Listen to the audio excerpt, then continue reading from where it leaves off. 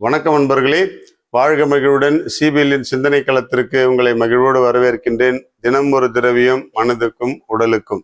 மத்திய பிரதேச மாநிலத்தில் நடந்த ஒரு நிகழ்வு, மிக சமீபத்தில் நடந்த ஒரு மிக கொடுமையான ஒரு நிகழ்வு.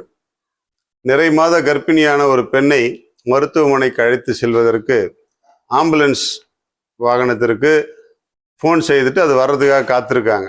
ஆனால் ஆம்புலன்ஸ் வர மிகவும் தாமதம் ஆயிடுச்சு, ரொம்ப லேட்டாக வந்துடுச்சு.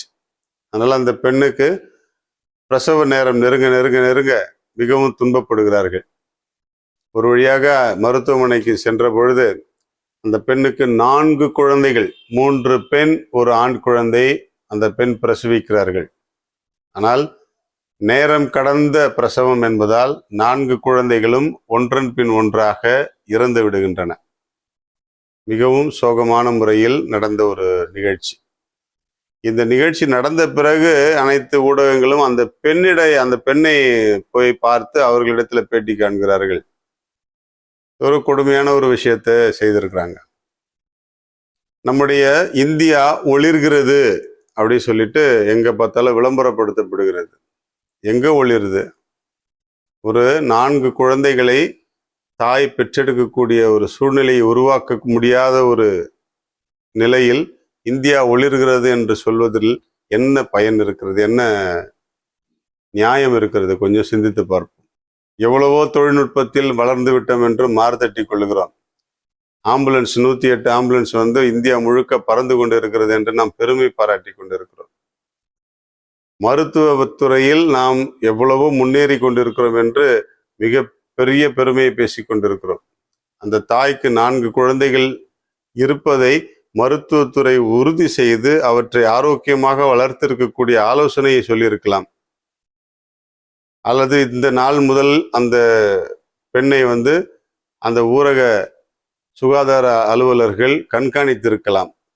எவ்வளவு திட்டங்கள், மக்களை சேர வேண்டிய திட்டங்கள் இருந்தும் இன்னும் மக்கள் துன்பப்பட்டு கொண்டுதான் இருக்கிறார்கள் என்பதற்கு இது ஒரு பெரிய உதாரணம் இல்லையா? கொஞ்சம் சிந்தித்து பார்ப்போம். 4 குழந்தைகளை இன்று ஒரு சாதனை பெண்ணாக உருவாகி இருக்க வேண்டிய அந்த தாய் 4 குழந்தைகளையும் இழந்து மிகவும் கொடுமையான சோகத்திற்கு தள்ளப்பட்டிருக்கிறார்.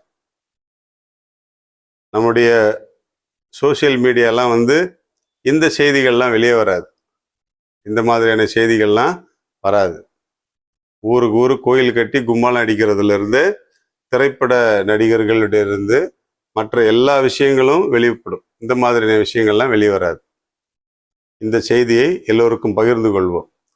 ஒரு ஆம்புலன்ஸ் வர தாமதமானால் அந்த உயிருக்கு எவ்வளவு ஆபத்து ஏற்படுகிறது என்பதை உணர்ந்து இனிமேலாவது இந்த தவறுகள் நடக்காத வண்ணம் அரசுகள் செயல்படுவதற்கு நாம் நம்மால் முயன்ற உதவிகளை செய்வோம். வாழ்க மகிழ்வுடன்.